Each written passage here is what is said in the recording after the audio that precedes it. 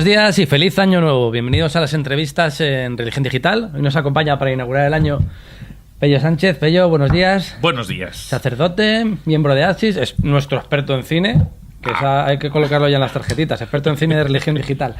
Nuestro asesor en muchas cosas, pero también en el séptimo arte. ¿Qué tal por tierras madrileñas? Muy bien, feliz año también a todos. Y aquí estamos unos días en Madrid preparando cosas de la Semana al Cine Espiritual y cosas, iniciativas también de cine a nivel general de internacional.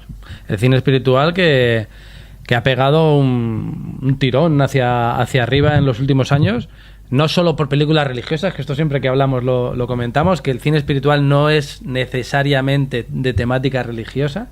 A veces cometemos esos errores incluso desde dentro, y con películas que vienen pegando muy fuerte. Hoy es día 4 de enero, en 2 días estrenamos una de las que está llamada a ser las películas del año, no solo en el mundo del cine espiritual, sino en el cine global. Silencio de Scorsese, una película que el propio director ha comentado que lleva 30 años intentando hacer, y que narra la persecución, el martirio de los no solo de los jesuitas, sino de la iglesia naciente en Japón en el siglo XVII, creo que es. Siglo XVII. ¿Has tenido oportunidad de verlas? Sí, claro, has reseñado también en Religión Digital. ¿Qué te parece? A mí me parece una obra maestra desde el punto de vista tanto cinematográfico como de contenido. Desde el punto de vista cinematográfico estamos con uno de los grandes directores del cine contemporáneo, ¿no?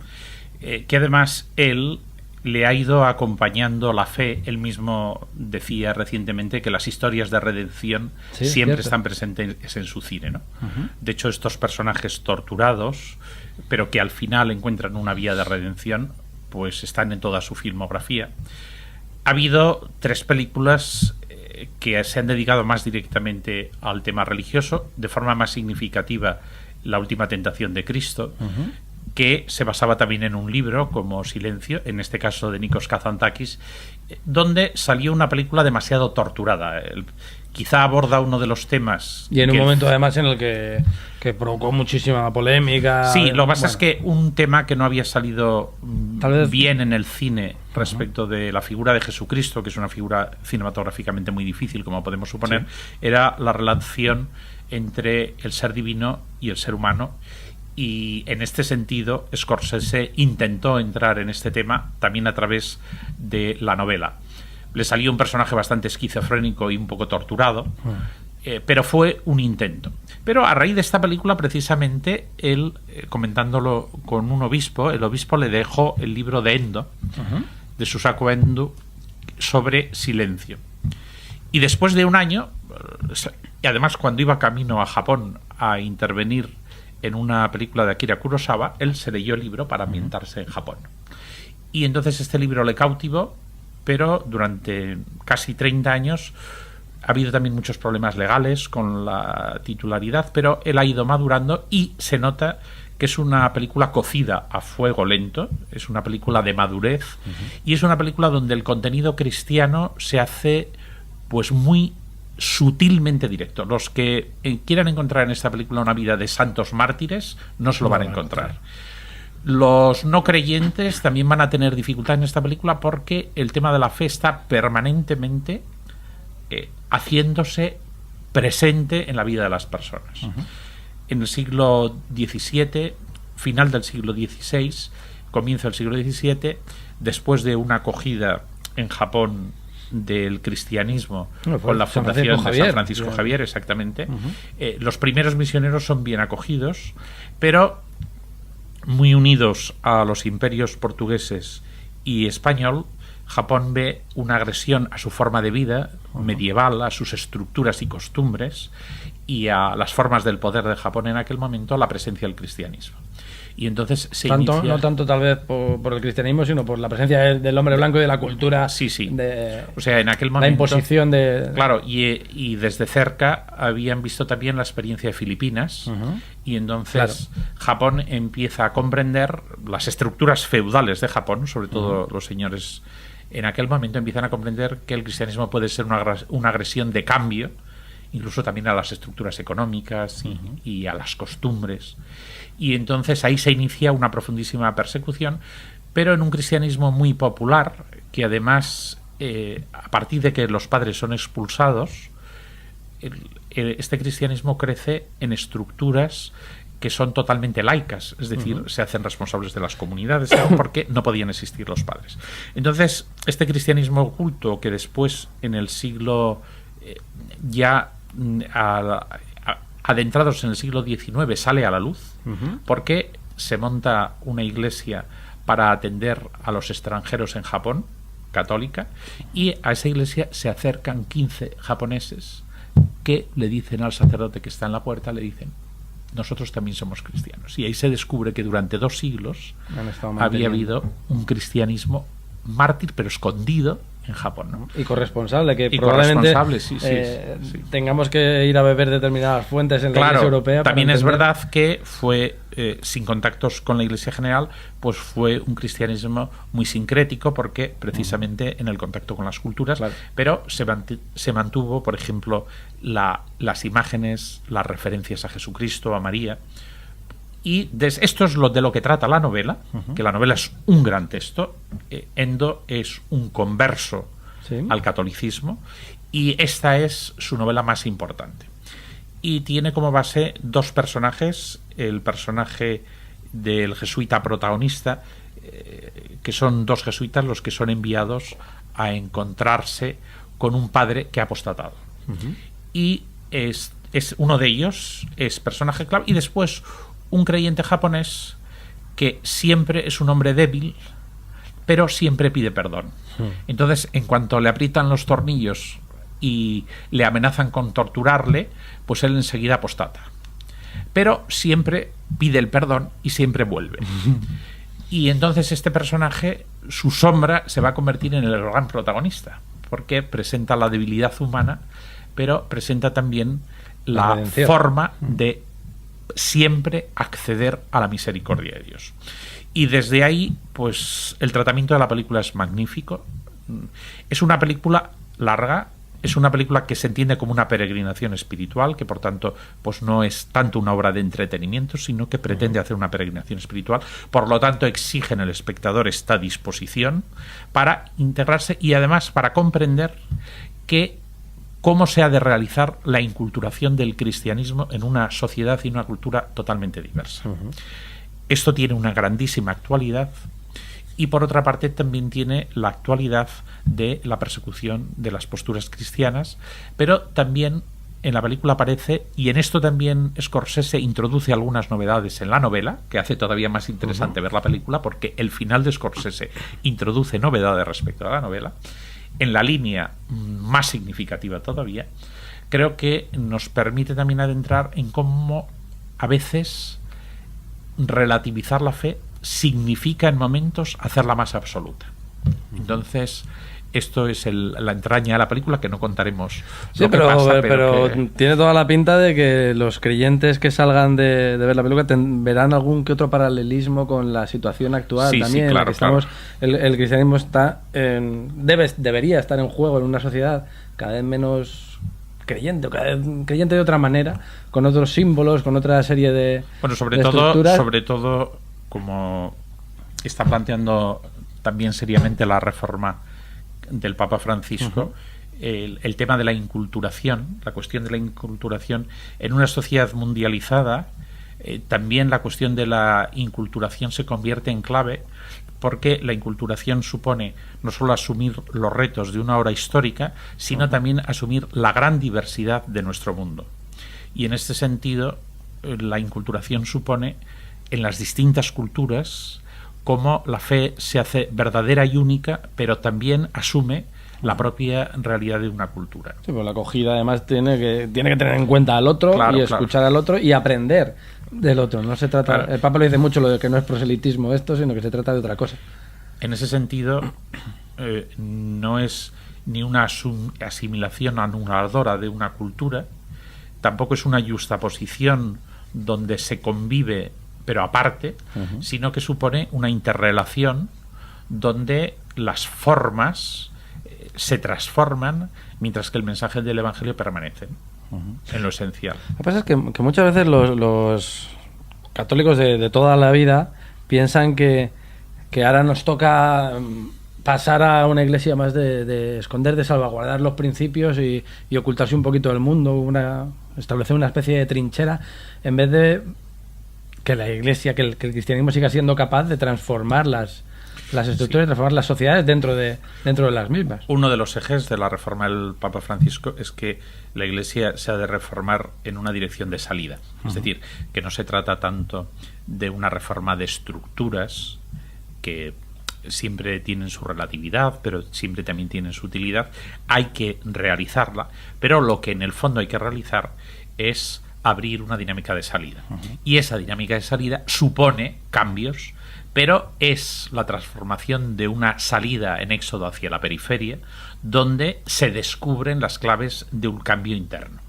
Entonces, la reforma no se ha de comprender como los cambios en la curia, como los cambios que estos son consecuencias de un planteamiento de reforma, sino que la reforma se ha de comprender como una dinámica de salida al hombre de hoy, de salida a nuestro mundo, para que el evangelio de salida, el evangelio de Jesucristo, llegue a las personas y se convierta en una fuerza de transformación hacia el reino de nuestro mundo, ¿no? El Papa lo explicó muy bien el pasado día 22 en el discurso a la curia, que no sé si pudiste claro, seguir, pero también constató una serie de oposiciones, las gatopardistas, las constructivas y también las de aquellos que en defensa de una supuesta única iglesia están dispuestos a ir hasta el final en contra de cualquier cambio. Sí, claro, en la historia del catolicismo, la presencia de los grupos tradicionalistas, que de hecho pues están representados en la postura de estos 4 cardenales y están representados también en sectores de iglesia, que en la comunicación podría tener un símbolo en Magister, en Sandro Magister, pero en la liturgia podría tener un símbolo en la forma extraordinaria de la celebración de la Eucaristía. En torno ahí siempre hay estos grupos tradicionalistas que desde hace 2 siglos acompañan la historia de la Iglesia católica, pero que siempre han sido marginales y minoritarios. Es decir, que claramente la decisión de un sínodo, donde han participado representantes de todas las iglesias, ha definido una postura y se ha podido hablar una interpretación en libertad y casi con micrófonos. Entonces, nos hemos ido enterando de lo que en este sentido, la presencia de estos sectores ha acompañado ya la historia de la Iglesia reciente con mucha, quizá una de las características de estos sectores es primero la renuncia al diálogo con la razón. En ese sentido, Fides Ratio, la carta de Juan Pablo II y en el fondo también de Benedicto XVI, que era el quien estaba inspirando el texto, que es curiosamente Benedicto XVI es el Papa que está en 2 encíclicas de 2 papas que son distintos de él. Es cierto. Y la primera de Francisco y la penúltima de Juan Pablo II. Pero lo interesante es precisamente esta negación por parte de estos grupos de un diálogo con la razón, y por otra parte también la actuación de forma de poder, es decir, que buscan presión de poder y se mueven en estas perspectivas. Claro, dentro de una iglesia de servicio, pues esta perspectiva pues ha de ser cuestionada, y sobre todo los que se mueven en una perspectiva de poder. Para eso usan los medios de comunicación, para eso usan las formas y los métodos de agitación. Claro. Etcétera. Entonces, pues ahí es donde se plantea una crisis. Ciertamente que es posible que asistamos a un momento en que tanto en la Iglesia católica como en la Iglesia ortodoxa, y de una forma más peculiar en las iglesias de la Reforma protestante, encontremos con grupos de estas características que se quedarán como marginales en estas iglesias. Los puristas. Y que además van a ir en contra de un movimiento ecuménico por parte de estas iglesias. Esto nos lo vamos a encontrar. Pero de hecho, muy prontito, este mismo año probablemente. Ahora estábamos leyendo en Religión Digital, que lo verán publicado pronto, el mensaje para la Semana de la Unidad de Oración por los Cristianos, en la que el texto consensuado por el Consejo Mundial de las Iglesias y por el Vaticano habla directamente de Lutero como un testigo del Evangelio, y habla de la posibilidad de conmemorar, vale, no estamos hablando de celebrar, pero de conmemorar un hecho que fue muy doloroso, pero que también trajo y ha traído una serie de consecuencias que hay que asumir si queremos de verdad vivir en unidad como seguidores de Jesús. O sea, el intercambio de dones entre las iglesias va a ir marcando la marginación de los grupos tradicionalistas en estas iglesias, pero no solo en la Iglesia Católica. Entonces le va a pasar a la Iglesia Ortodoxa en esta misma dirección, porque el Patriarcado Ecuménico se va moviendo en esta dirección, mientras que el Patriarcado en Moscú está representando un poco la otra dirección. Entonces, pero estas iglesias quedarán como minoritarias y como marginales, ciertamente. Lo que pasa es que lo que sí se consigue ese tipo de movimientos es que hablabas de los medios de comunicación.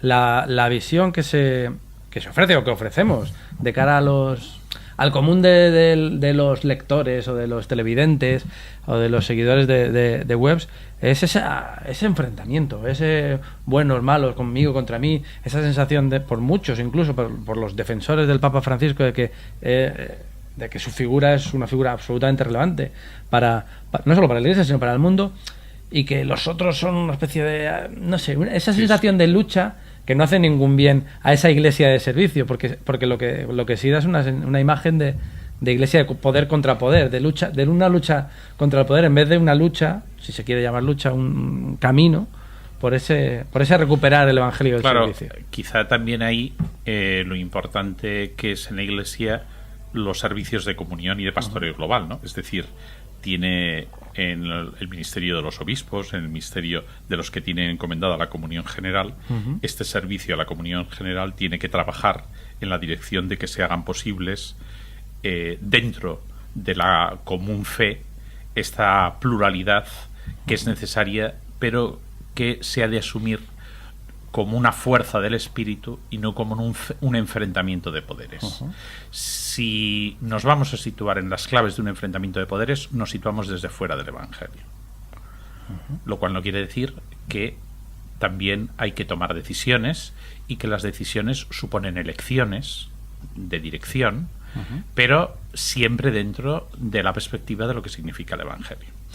Y imponer, pues a veces de forma anónima, a veces incluso de forma organizada pero anónimamente, imponerse la dinámica del lobby. Sí, imponerse en esta manera, esto está fuera de la perspectiva eclesial, y en ese sentido, cuando el Papa lanza estas penitencias a la curia, en el fondo no lo está lanzando a la curia sino a toda la Iglesia.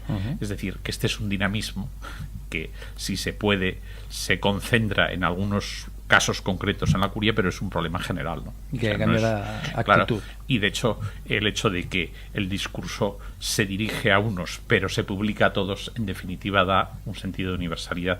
Y creo que esto también nos devuelve a la verdad del Evangelio, ¿no? De este carácter de el ser comunidad que sirve a la comunión de ser hijos de Dios en torno a una fraternidad.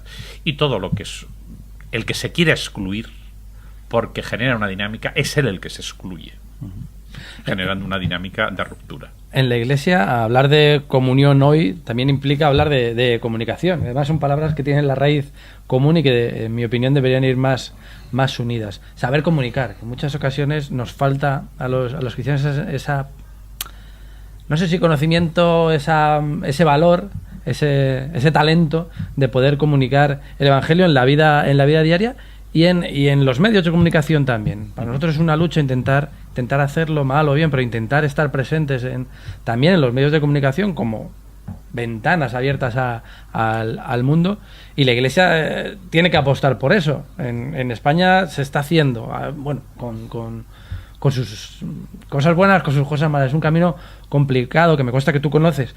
¿Cómo ves ese camino que se está haciendo a nivel diocesano, pero también a nivel de los grandes medios? España, la Iglesia española es una de las pocas en Europa que todavía mantiene una fuerza importante en medios de comunicación, con COPE, con 13 Televisión, etcétera, etcétera. ¿Cómo está el panorama y por dónde van?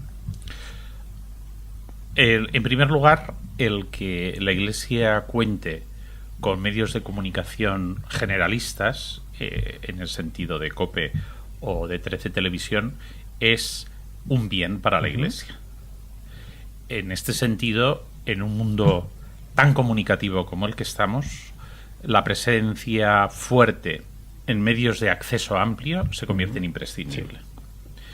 Creo que el esfuerzo que ha hecho COPE de una transformación después de una etapa de desorientación, sobre todo la desorientación viene marcada por una acentuación de lo político, cuando un medio comunicativo vinculado a la Iglesia, sobre todo ha de ser cultural y tener un trasfondo creyente, pero sobre todo ha de ser un medio sociocultural. Pero también no por hablar de política en sí, sino por la política partidista, por la claro. orientación hacia sí, un pero determinado... que también hablar de política quiere decir que hay un contraste político permanente, y situarse en ese contraste político en la Iglesia exige una neutralidad en el contraste político. Entonces, la identificación de la Iglesia con un partido normalmente de derechas y además más hacia la extrema derecha, pues era un problema. Yo creo que el hecho de que COPE haya girado centrándose desde el punto de vista generalista en la cuestión del deporte y desde ahí abriendo puertas a la cultura y a la fe, me parece que es una buena opción de dirección. Y además empresarialmente fue un exitazo. Hay que reconocérselo a Fernando Jiménez Barrio Canal, que el fichaje del equipo de tiempo de juego fue... O sea, la opción es buena y la realización ha sido buena. Lo que pasa es que no quita que tenemos que seguir profundizando en una dirección donde la producción de cultura vinculada a la Iglesia es muy amplia y hay que darle mucha más participación a toda la producción de cultura. Es decir, la presencia de universidades, la presencia de entidades educativas, la presencia de tantas iniciativas sociales de la Iglesia. Todavía la presencia de estas realidades es escasa en los medios de comunicación vinculados a la Iglesia española. Y está como muy constreñida al ámbito de la información socioreligiosa, que es un cajón desastre ahí que todavía no se ha sabido. Y de hecho también, por ampliar. ejemplo, toda la presencia en la acción social de la Iglesia tiene una enorme fuerza, y esto también comunicativamente... Y un impacto social, más allá de la propia Iglesia. Claro. Entonces, y en este sentido, 13TV tiene pendiente esta asignatura.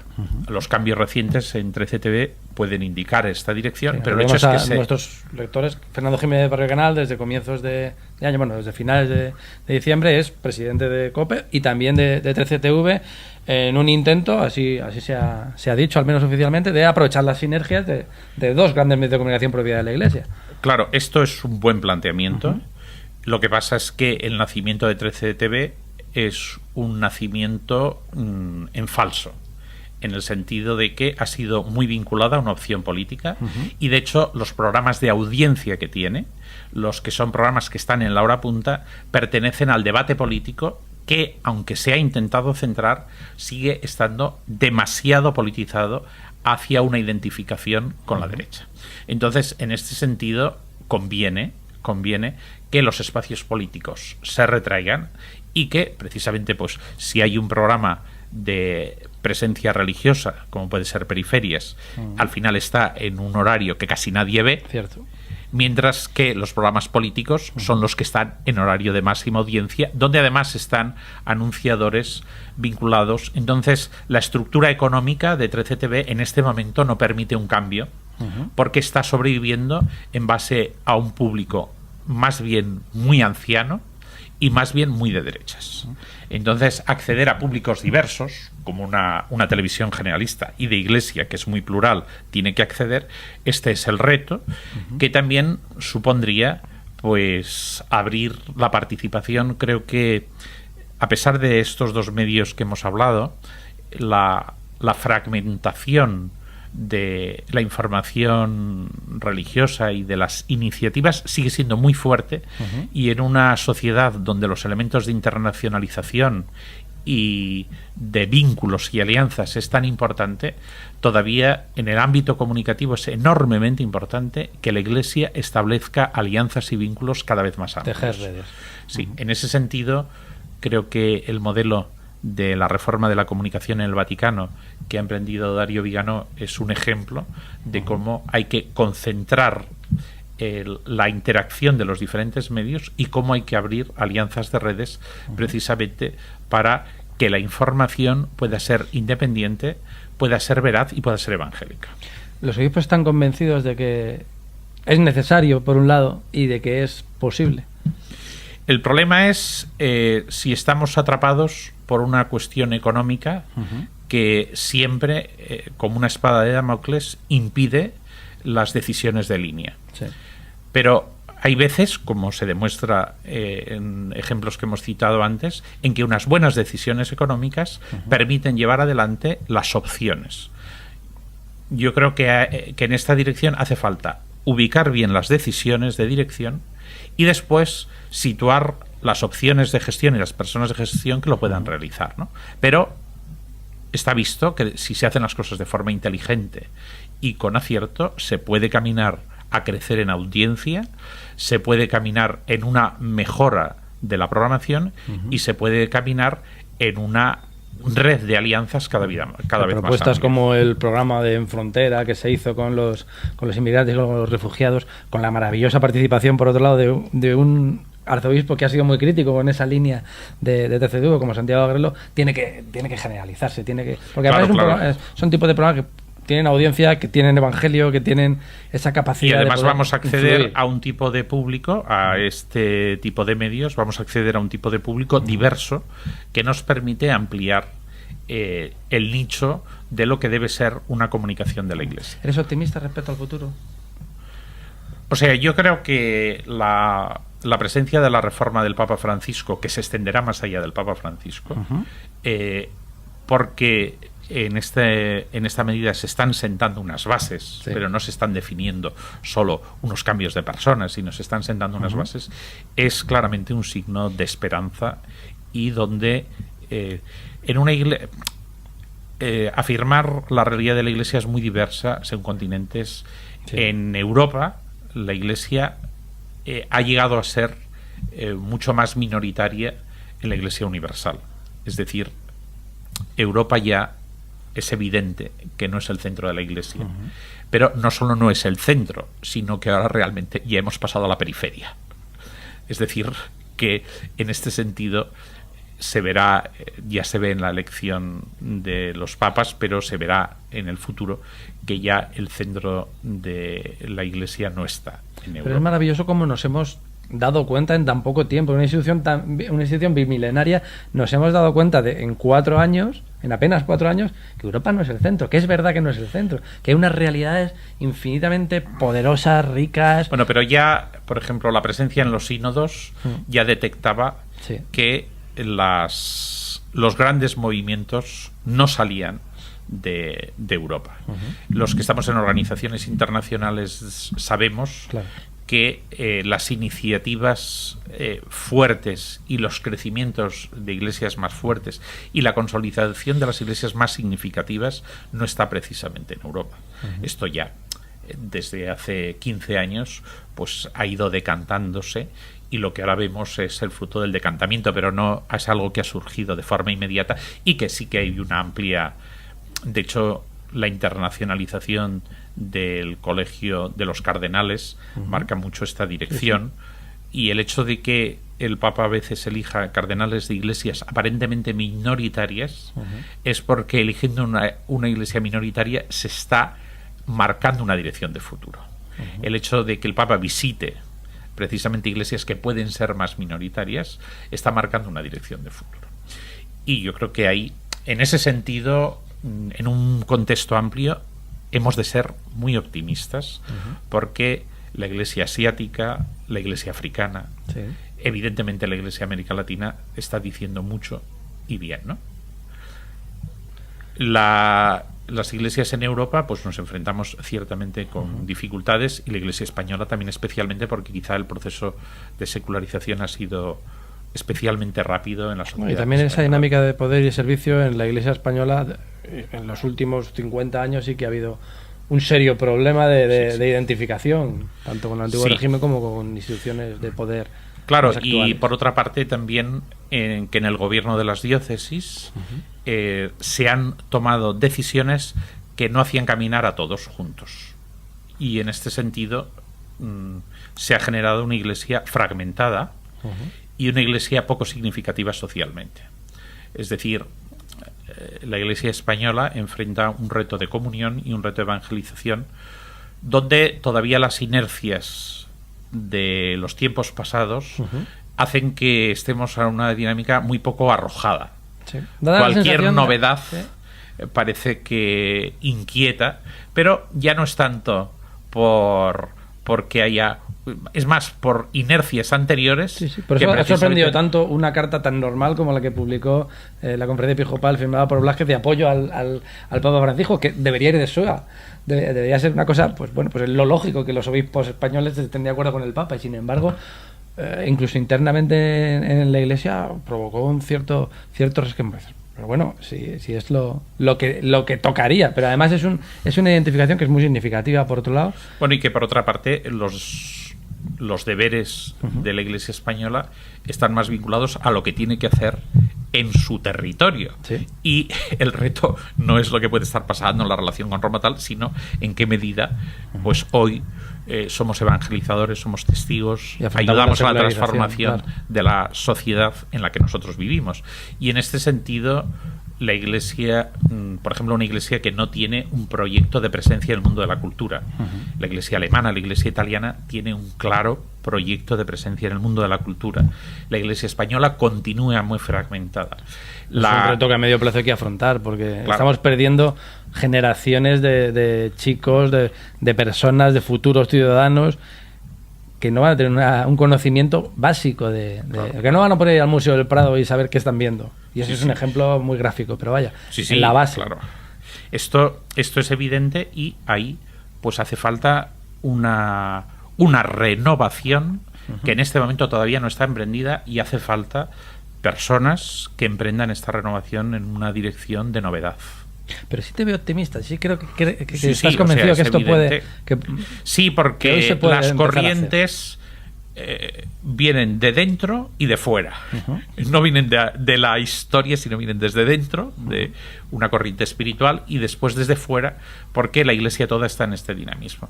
Y esto pues termina llegando como un tsunami a la Iglesia española, que en algunas cosas todavía se resiente de inercias, ¿no? Sí, y las bases todavía estamos un poquito adormiladas, no sé si por efectos del pasado. Y luego, pues bueno, también la capacidad de iniciativa todavía es difícil que se secunde, que se consolide institucionalmente. Bueno, y ahí creo que la Iglesia tiene que ser también ágil para descubrir dónde aparecen los talentos, las posibilidades que pueden a esto hacerlo avanzar. Tenemos muchas personas, iniciativas, propuestas, pero hay que subirse.